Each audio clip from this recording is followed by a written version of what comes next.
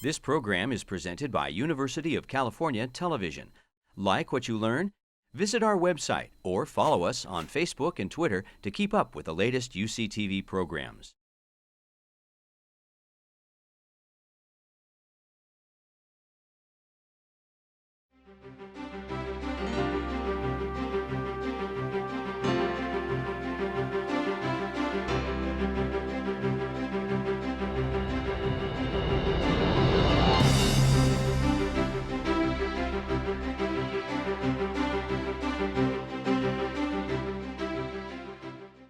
Thank you all for coming, by the way, and remaining for our conversation. We're going to do about 30 minutes of conversations with Roxanne Frias about the film.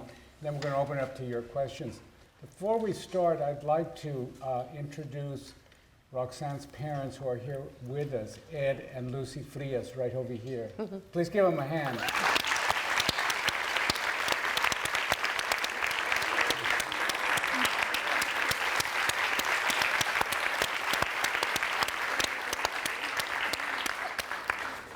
Cristina Venegas and I are going to be exchanging questions to ask Roxanne. And the first question that I want to ask Roxanne is just what motivated you to do this film? What was the inspiration to do this film? Well, as you heard in the film, I spoke a lot about my parents and my father. But as I started making this film, it took about 3 years, I realized that the stories that I was hearing from the students, I interviewed about 70 young people to choose Hector and Syrian. Their stories were so profound. And by the way, they all said almost exactly what Hector said. We want to get an education for our parents. They worked so hard to bring us here or to come here. And it was so, I don't know, so strong that I thought, you know, the stories I'm hearing in Iowa and on the border perhaps is the bigger picture. And my own personal story will be an underlying one. But initially it was for my father, his life in El Paso, and he would talk to me when I was a little girl. So I carried that with me and thought that one day I would make this film. But it evolved. So did you always intend to do a voiceover, your own voiceover? Okay. Film person. Well, because it works really beautifully with the story and the characters. Well, I just didn't want to be the focus, even though you hear me a lot in the film. I had done other documentaries, or I had done reporting, and you would sometimes see me. And you know, initially this was for French television, and so I have been on French television a lot. I just didn't want to be on this film, because I thought it would just be shown in France and in Germany. And yet I wanted it to be my story. And I just told my sound man, I said, I want you to mic me so that for example, Syrian, you know, the young girl who walked from Honduras, I had spent weeks with her, okay? And I thought I knew everything about her. But when we sat down to do the interview that you see here, I was discovering it just like you were. That's why I was glad the mic was on. And I'm like, well, how did you get here? And she told me. So I was glad actually that I didn't know, because I may not have asked her, or maybe I would have been more I didn't want to ask her something that could have been painful. So I just nonchalantly said, well, how'd you get to the United States? And she tells me the story.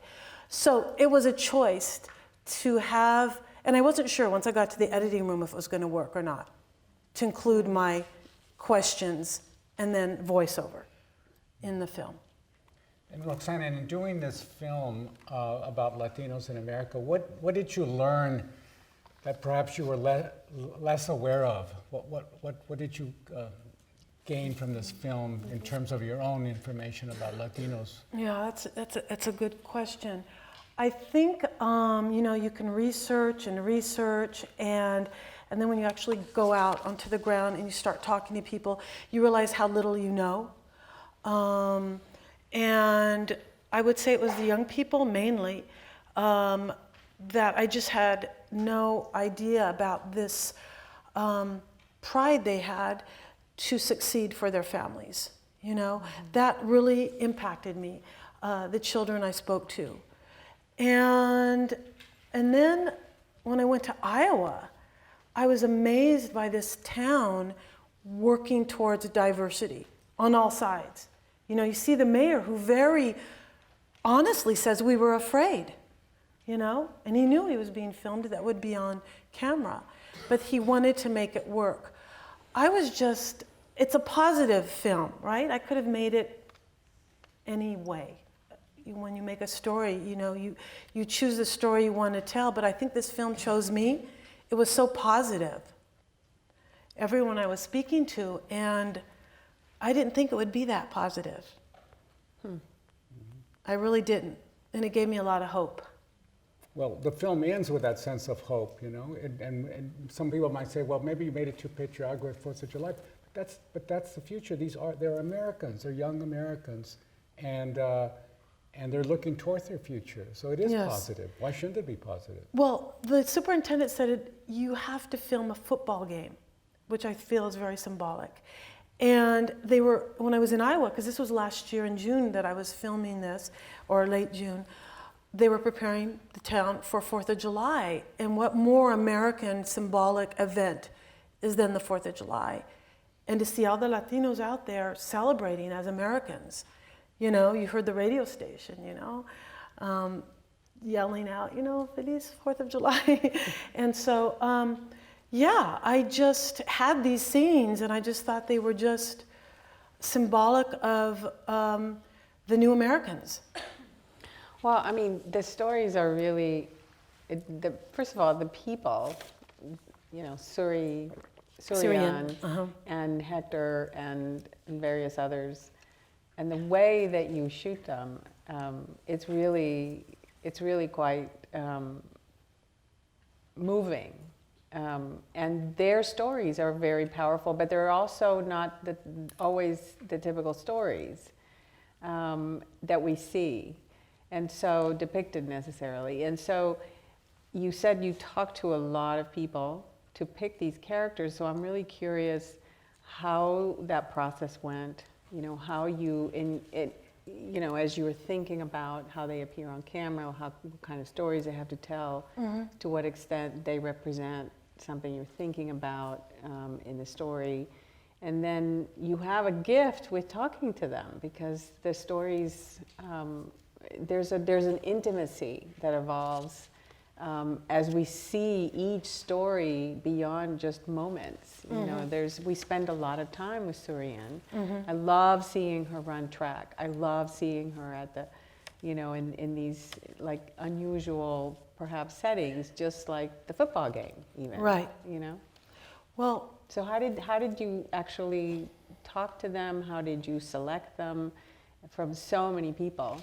Right. Well, I do really enjoy meeting young students, these high school students, and I knew that the angle was going to be on this future demographic that was going to be so important. So I thought, what visually shows best a growing demographic, young Latinos? As Jorge Ramos says, a hospital or a high school? Now, high school is much more interesting. So I knew I was going to shoot in a high school. And I thought, okay, I want to go to the biggest unified school district to show this growing demographic. Now, it could have been New York or LA. So I chose LAUSD. And I went to different high schools that were 100% Latino. And the teachers helped me find these kids, and I would talk to one-on-one.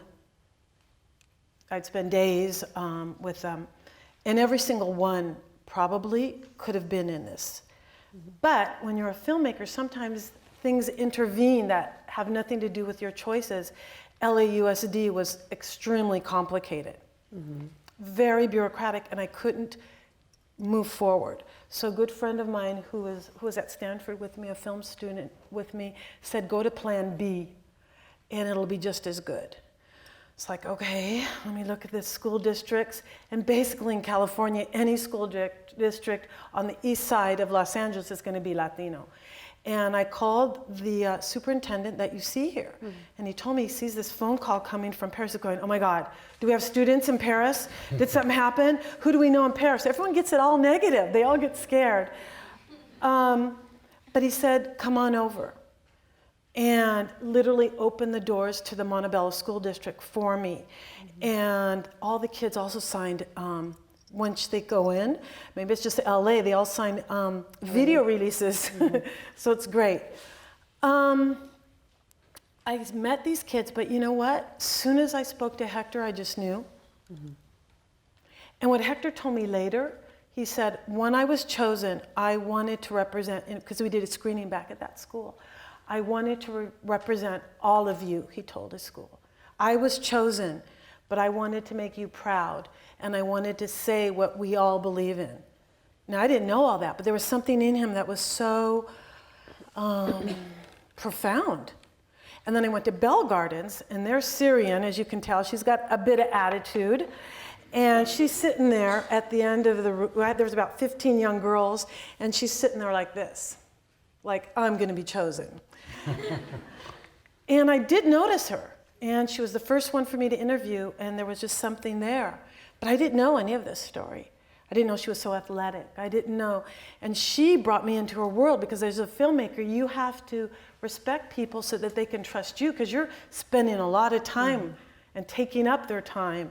And so they have to trust you. So I just knew. By the time I met these two kids, I just knew. Did I answer your question? Yeah. Okay. Well, I mean, and it's the same in the town in Iowa, that you stay in the store with them at the cash register. We watch people come in and out, and you see you stay with them perhaps a little longer, so that we see life, you know, like a real intimacy between people, and they're just like these wonderful moments. I think that's what I'm trying to say. Is like you're able to capture those moments where you're feeling a lived, you know, experience in these different communities. So that adds another texture to the film. Right. And I really, because when I did go to Ottumwa, you see the street, you know, and it's in the Midwest, and then you see the supermercado, and you open the door, and literally you hear this music. And I'm like, wow, what a contrast. Who would ever thought in the middle of Iowa, these Latinos living and transforming these towns? And I wanted to show that. And there's this life in this store, Roxanne, you did this film for French television and to be shown in Europe. Tell us why the interest in France and other parts of Europe about Latinos in the United States. Why are they interested in Latinos in the United States? Well, it took some time to convince. It took me about a year and a half to sell this idea at first. And I do have to thank President Obama, because when you sell a story, a script, even for documentary, you have a producer who works for Arte, and he's got to convince all the other producers. It has to be unanimous for them to finance you. And they're going, Latinos? And no one's talking about Latinos. This was about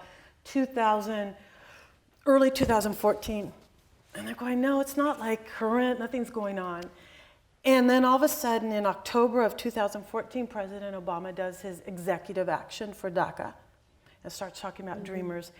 And in Europe, anything that happens in the United States that is important is on the front pages, is on the news. So all of a sudden, we hear Obama talking about Latinos and this executive action. So they go, okay, Latinos are something important. And then he decided to open trade with Cuba. And on the front page of Le Monde was, Somos todos americanos, in Spanish, because Obama had said that. So suddenly, you have this great idea, and it's at the right time as well. So what was happening politically here convinced French television that this was an idea that, in fact, was important. But are they, because a country like France, we know, is going through a lot of demographic changes too, with immigrants from North Africa, the Middle East. Are they taking any, is your film, in a sense, a kind of primer for perhaps how France can deal with its own immigration issues? I wish it could be. The first screening, I showed it in Paris, and the first question was a young immigrant. He was a French person, a young man, but his parents were from Algeria. And he said, why can't we do, he said to the audience, positive stories about immigration like this in our country? So I don't know if it will make an impact. It was screened in France. It's been screened actually in, like you said, 17 countries, because this very American story, this very Latino story, is, people can identify with it, even if they're in Austria or Italy or Spain, because there is an immigrant story that is occurring in their country. It might not be Latinos, but they can identify, and they want to show a positive look. So yes, maybe it is impacting people who want to show something that can be very positive, this movement of people, because we are witnessing right now the biggest movement of people across the globe since World War II. Mm-hmm. So I think that's why my film has been successful in these other countries. And I just wanted to ask a question about Jorge Ramos, because he's sort of the first person we meet, the first interview, and then he's, plays a leading role throughout. He does. And he has played a leading role in this election year and in many other instances. And he's a very important, news personality internationally, not just here. So just, was that your intention to interview Ramos? Did you want to because you bring up, Spanish language media towards the end of the film, and so obviously this is a huge aspect of the story that you're telling, and Ramos is part of that story, but then you also get the DJ in Iowa, I guess it was. Yeah.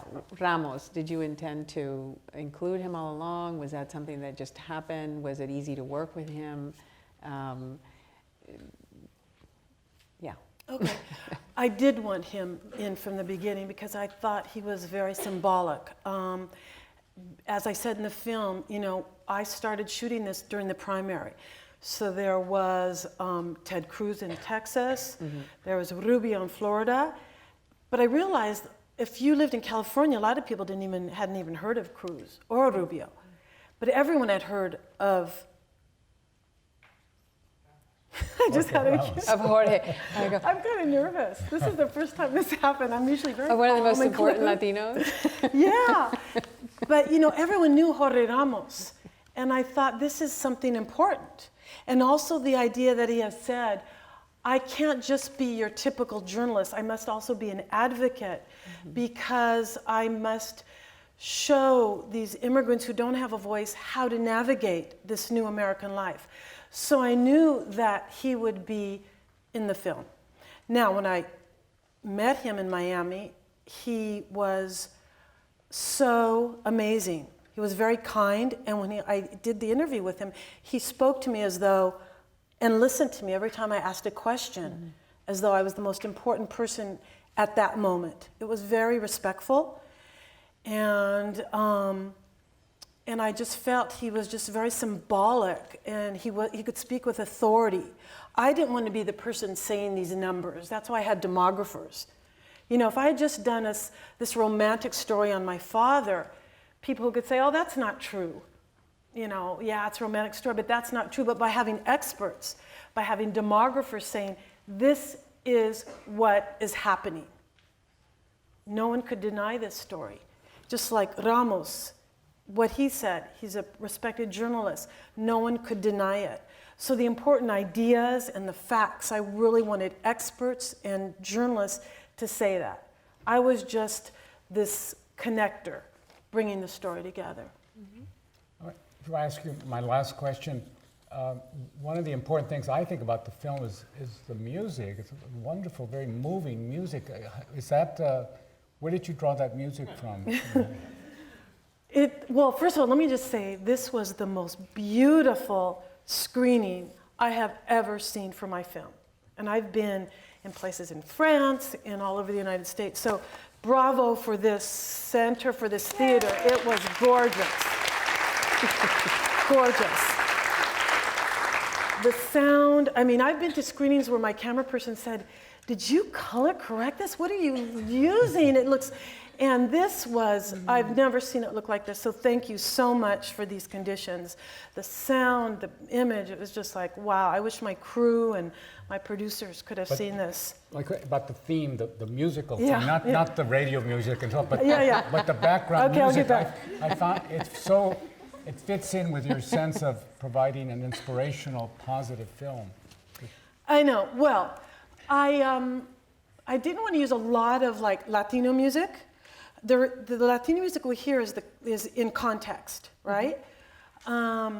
So I have an editor who works really well on music. And I just worked really hard. I also had someone who composed a lot of the music. And it took a long time. But we both agreed we wanted something kind of moving, but not necessarily mariachi music, you know? We wanted something that was moving and strong. And when we were in the store, that would be the music that he was actually playing in his store. And obviously the radio station, he was playing, you know, these songs that we heard.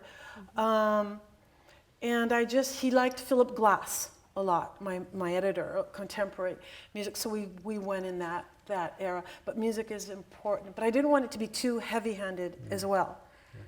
Yeah.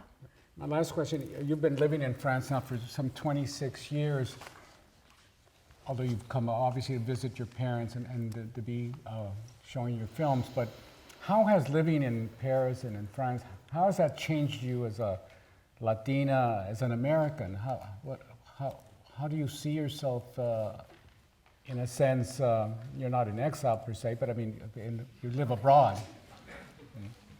Expat, they like to say. I don't like to say that because it seems like you're rejecting where you came from. You know, I went as a very young girl, and at a time where Latino politics was kind of radical, and sometimes I felt exclusive, and I sometimes couldn't find my spot. And so by going to France, I was able to be lifted up in a way, and see a picture that I may not have been able to see if I had still remained in California. And the second thing is, every time I came home, even if it was 6 months, I would see this changing demographic in neighborhoods. I mean, literally, which once used to be a Thrifty Mart is now a Northridge, you know, with it's all Mexican foods, and I mean, it's literally, I would just see stores, and is it called Northridge? Yeah? Do you know that store? Northgate, yeah. Sorry, Northridge is a city. That's because you've been in Paris too long. No, it's kind of delirious. I'm so impacted by this screening. So every time I came home, I would see the changes in what was going on. And maybe if I had lived there, stayed home, I wouldn't have seen the changes going on in California. But to specifically answer your question, sometimes when you're lifted up out of your little world, you can see yourself better and where you came from, and it gives you a little bit of clarity, you know? And I don't know if I could have made this film if I stayed here. I don't know if I could have made it without French public television, who is so interested in stories from around the world. Yeah. So you've been showing this film around. You mentioned back to your schools and different places, different contexts, churches, and it's, you know, it sounds like people have really connected with the film. And it doesn't sound like you intended the timing to be as it has turned out, because you were trying to get it off the ground for a long time, and then it took a long time to make. So who could have predicted that you'd be showing this film in the context, well, of not just the election this year, but this particular election and the issues that have come up. So what do you think, how do you think that people are connecting with the film in all of these contexts, and is it going to get people out to vote? Well, that was originally my goal. I made this, so I shot this scene where you see Trump when he actually did announce his candidacy to run for president. And that's what he said in that first speech. Nice beginning, right? And I was in Iowa. So the radio scene there was actually happening. But I thought to myself, gosh, you know, I only have a few days in Iowa. He's not going to ever make it, you know, he's not going to be the candidate. What am I going to do? I'm not going to have any footage. You know, when I went back to Paris to edit, never would I have thought that the scenes I chose to shoot would actually still be pertinent, you know, a year later. I just never thought. You know, I wouldn't have had enough stuff to make a film, I thought. You know, because I loved the scene in that radio station. It was great, and we didn't really talk about anything else. I wouldn't have had that scene if he wasn't the candidate today. So when I realized that for whatever reason, sometimes when you make a film, it's timing, it's luck, it's serendipity. I realized that it could make a difference. I was hoping it would. That was my goal, to take it and to encourage young people who were going to be 18. That's why I went to high schools, to show that numbers are good, but it can't just be numbers. There has to be civic engagement. There has to be voting in order to make those numbers into power. And that's what these screenings, I hope, have made people think about, especially young people, the potential of this demographic, of you know, and to become the next, you know, doctors and teachers and political leaders. And as Jorge Ramos said, the next Latino president is already born.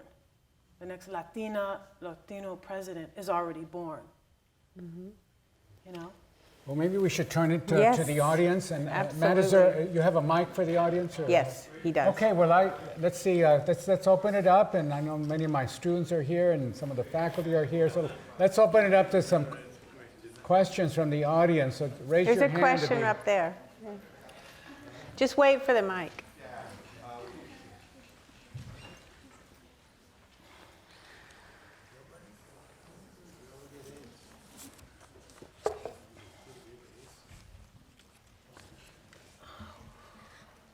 So this is for the parents. Like, how do you feel seeing your daughter accomplish this like movie, and like what like your feelings on this? Like, I would really much like to know. Did you hear the question? Mom, yeah. So successful.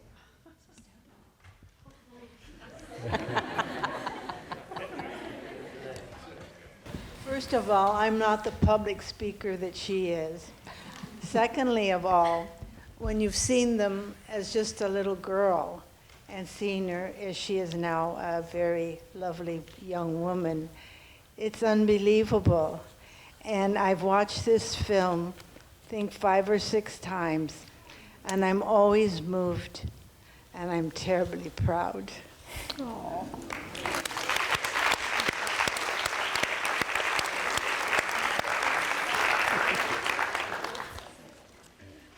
Okay, let's get another question from the audience. Right here, man. Right here in front.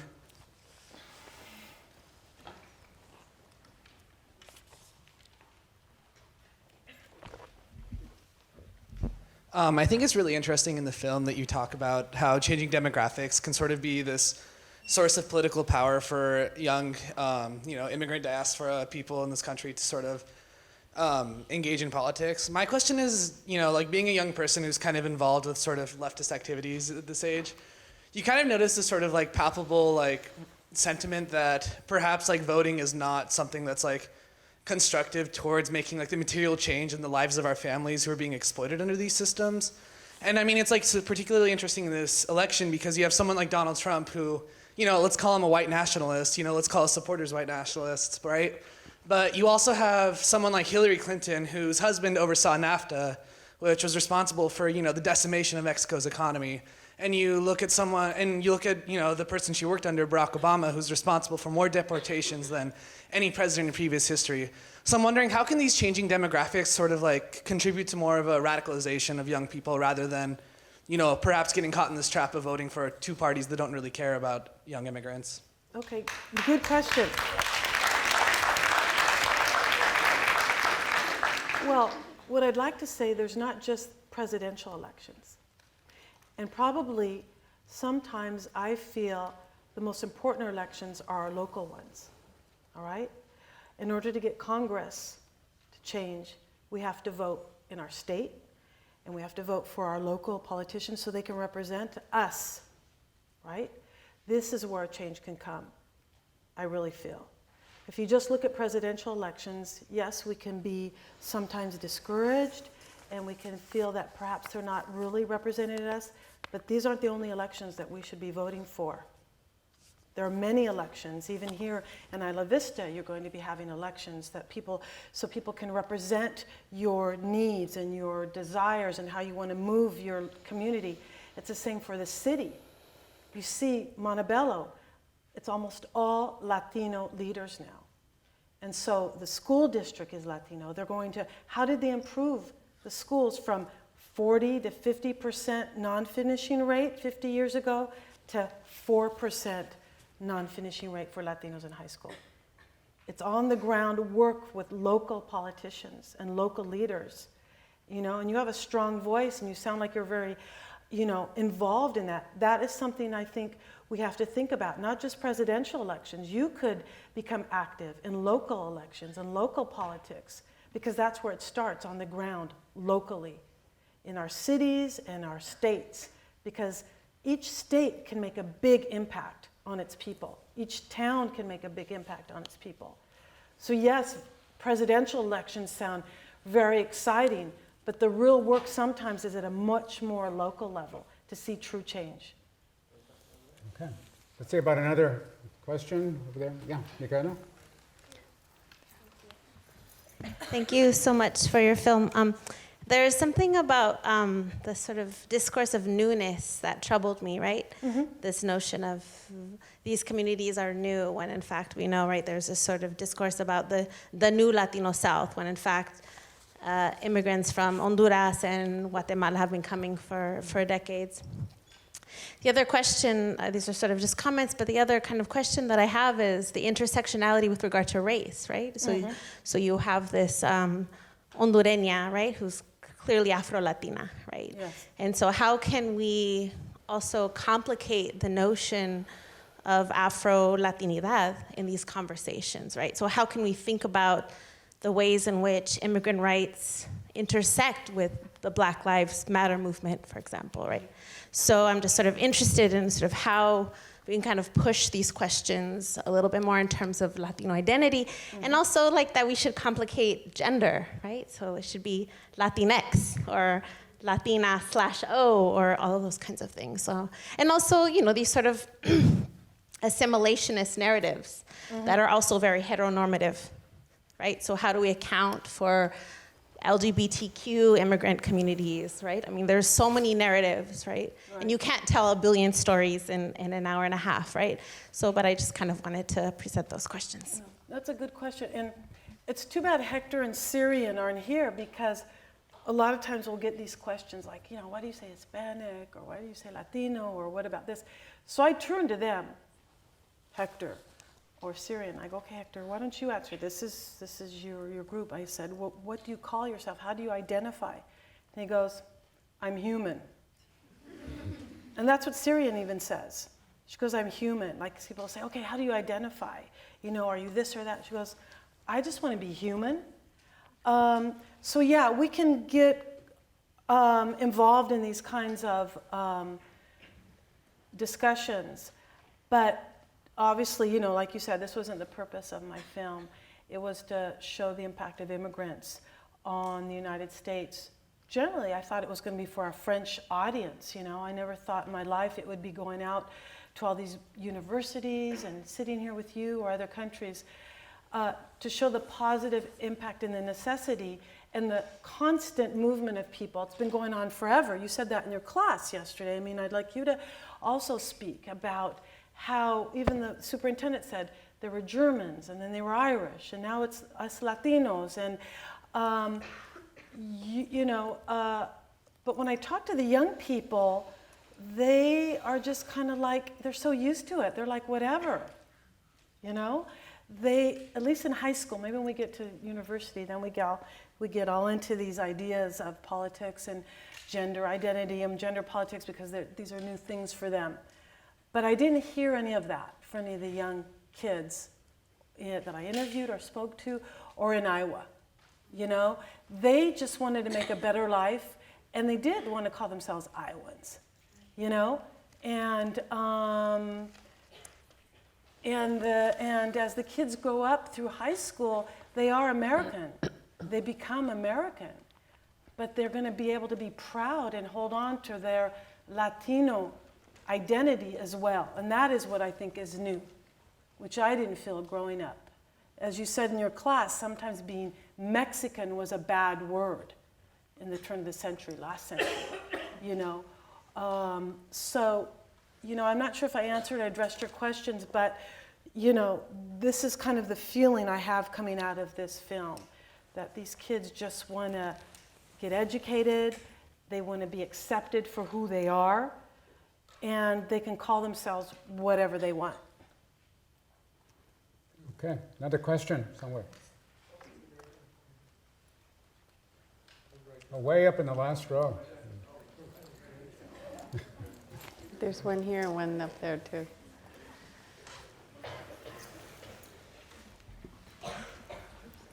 Hi, so first I just wanted to thank you for how genuine like this movie was. Like the portrayal of actual brown people in your movie was really important to me. Just how raw and genuine it really was. And I want to say how like it was so authentic. I felt like I was back home just sitting in this theater. So I really want to thank you for that. My question is, how do you feel about those Latinos who try to erase or hide their roots in effort to blend in or in a belief that they will get more opportunities in this society? Oh, gosh. You know, I don't want to judge people thank you, first of all, for the authentic part. And it's funny, I can tell, I showed this film to grammar schools in my neighborhood where I grew up, Latino children, and they would start cracking up before the subtitles went on, you know? And when they saw Trump, they'd like, boo. And then when they're in the radio station and she's saying, you know, he's stupid and all this, and they're cracking up because they're understanding the Spanish. And I felt it was really neat to stand here and hear everyone laughing, and because I felt there was an identity people could understand. And that was like something that made me feel really good to have such a reactive audience that got this film. Your question is, what do I feel about people who maybe are embarrassed about their background? You know, if you have people like Trump in this country, constantly putting down immigrants, whether you're Muslim or Latino or whatever. I see that in France, young people who get embarrassed when you ask, oh, where are you from, you know, because maybe their father or mother are from Algeria or Tunisia. It's because, it's not because they're embarrassed, but they feel ashamed because of this public discourse about whom they are, you know. And I don't know if people will hide their identity because they want to further their career, because I think they must be inside feeling very tortured if they have to hide themselves, you know. I just think that's sad. I wouldn't want to judge. But hopefully now, as Latinos are making such an impact in this country, and we're seeing role models, you know, then hopefully people won't have to hide who they are and just be proud of it. Did I answer your question? Okay.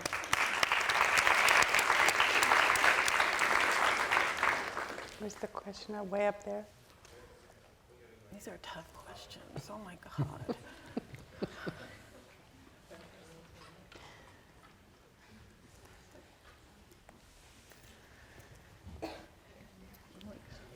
Thank you. Hi, my question was for you, and as a fellow Latina, as a fellow first-generation student, what advice you have for us students? Because, you know, we're all of different backgrounds, but we do share a commonality. We are all here at school trying to strive to, you know, make a name for ourselves, and you've done that. You've made this beautiful film, and you're traveling the world, showing it to all these beautiful people, and I just want to know what advice you have for us trying to, you know, make a name for ourselves. Gosh, okay, make a name for yourself. Well, remember, I'm like a lot older than you, okay? It took many, many years for me to come here and sit on this stage, thanks to my professor, you know. I was your age many years ago when I had Professor Garcia. I don't think I was even conscious of what I was doing, to tell you the truth, when I was your age. When I got here to UCSB, like I said earlier, I was just so excited about studying something. Now, some people are really lucky. They know exactly what they want to do, and they can just be concentrated and focused. That's great. I didn't. I was running around. One thing I don't think I mentioned, one of the reasons why I wanted to come to this school, because I knew it was I was going to say capital of education abroad. It was the center for education abroad, because I knew I wanted to do that. And I went to Spain on my junior year, and that changed me. So if there's one piece of advice I can give right off, try and do a semester abroad or a year abroad. It can be to Spain or to Italy, wherever, because it broadens your mind. You know, I once interviewed a professor. He was at Harvard. He's pretty old now. But if you looked at him, he just, well, I'm going off on a tangent. But anyway, we spoke, and he said, you know, don't you think it's interesting that so many of these immigrant parents traveled, whether it was from Honduras or Guatemala or Mexico, to make a better life for their children, and then their kids sometimes will be stuck. They don't move. They stay in their neighborhoods, or they're afraid, and I can understand that. We get scared. What's it going to be like? But we have to follow our parents' example, you know, and nothing's that scary, right? So maybe to take that word afraid and just to rip that up, first of all, and throw it in the trash can, and then secondly, broaden your horizons, you know, and take that class that maybe you think, I could never do it. Yeah, it may change your world, because that happened to me. I did an improvisation class because I was so shy. I thought, I got to get over this. This was in France, right? It was going to be in French improvisation. I got to get over my shyness. So I'm standing outside the door. I didn't want to be an actor. And I'm like, okay, I got to walk away. I'm going to walk away. I'm going to walk away. Just then the door opened. Are you here for improv? Come on in. It changed my life. I took that class and it changed my life. So we never know what can change our lives. So move forward to places that scare you, because no one's going to ask you to fly a plane or do some open heart surgery. If people ask you to do something, it's because they see something in you that you may not see. And you have to believe in that and move forward, because what's the worst that could happen? Well, maybe, you know, you didn't do good in that improvisation scene. Well, you'll do better the next time, you know? And travel. I think that is the two things that I learned here, and to push yourself. And then once you do find what you really want to do, stick with it and be obsessed and focused. Okay, Is that we good have time advice? for thank you so much for that. Here in the blue shirt. Thank you so much. Yeah, my question is, how do you think that someone who does not approve immigration, or like doesn't want to change his culture or her culture, would react to like your film? Would you think they would just disapprove it, or do you think they will like at least try to analyze it and, you know, think of the lives that the people in your movie are, like, they're living? Do you think they would try to like at least understand how they're feeling, or? Yeah. Right. That's a good question, because here obviously I have a very sympathetic audience, don't I? You know? So I did show it in Iowa, this film, but I showed it in Ottumwa. Now, Ottumwa is a city that decided they wanted to become diverse. They had to, for very pragmatic reasons. The mayor, what did he say? We were losing our workforce, so I needed immigrants. But what happened was the city was transformed. They wanted to make this work. So when I showed it in Ottumwa, I was showing it also to people who were very positive about immigration. I'm hoping in some of the universities I showed in Iowa, almost all the young students were not Latino. They were Anglo. That always sounds kind of weird, but or white or whatever. The demographer says white, so I guess that's the term we say, you know. And I think they maybe learned to not believe everything you hear on TV, to look at someone for whom they are, and just judge that person for whom they are, not what color they are, you know? Like Syrian, look at Syrian, pobrecita, here she comes to a Latina school and she's being bullied, because she's a darker color. So we can all learn lessons about not judging others because they're different. I'm hoping that people who see this film, maybe they will think, yeah, maybe I am prejudging.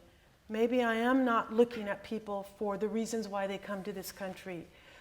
I hope so, And that's why it's great when it goes on TV, a lot of people see it, and not just like this great audience who is already wanting to like this film. You know what I mean?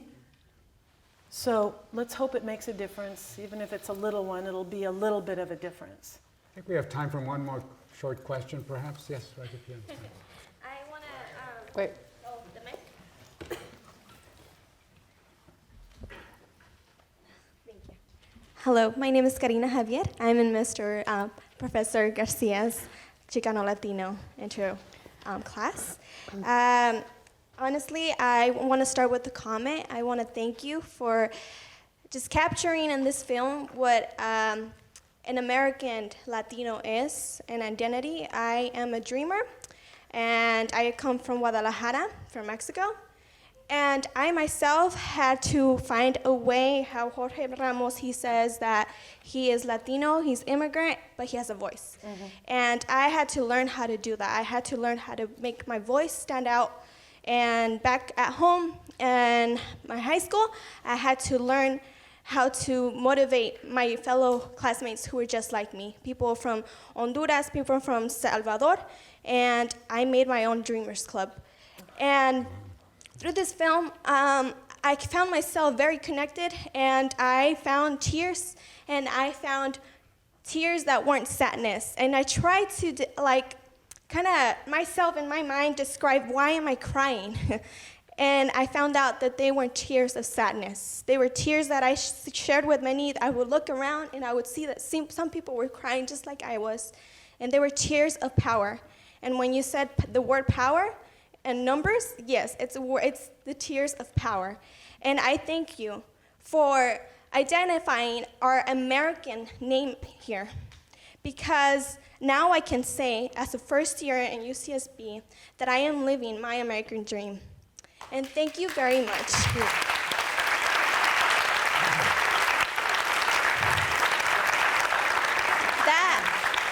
That power makes me stand in front of you to say thank you, because you are in France, you're making us a Latino voice, a strong voice, and not just us, we're all immigrants. That's what we have to understand. And my question to you would be, sorry. Yeah, oh my God. Perdón. I'm shaking a little too. Oh, gosh.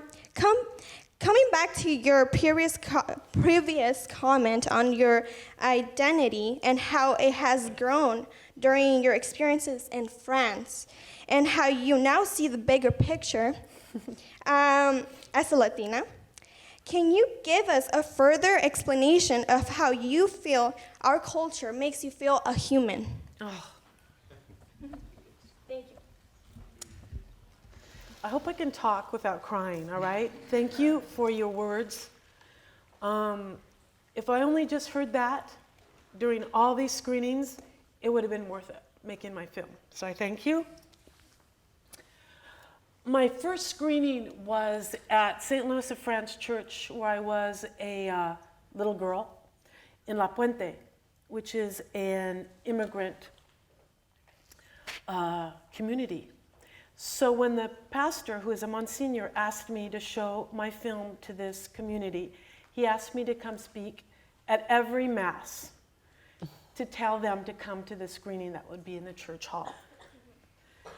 And I had to say it, not quite at the end, so people would still be in church, in Spanish to this congregation. And it was also called a homecoming. So it was also very moving to me. And when I told people that I was from this community and this film and the reason why I made it, the words you just said, that's what I said, not as eloquent. After church was over, I was with my younger sister. People came up to me and hugged me. They hadn't even seen the film yet, and thanked me. And I go, this is what it means to be Latino. This human, emotional warmth of just reaching out and this connection that I felt that I had been missing in France. And it was my first time back home to share my film. So what it means to Latino was what I felt there that day in front of a church that was full of maybe 800 Mexicanos or other people from other countries in Central America. And the feeling that I got was one of sheer love and non-judgment and just pride. So I'm not sure if I'm answering your question, but there you go. Wow, am I glad to be Latino, Latina? It was amazing for me. Just like what you said to me, it's like beautiful, and I thank you very much.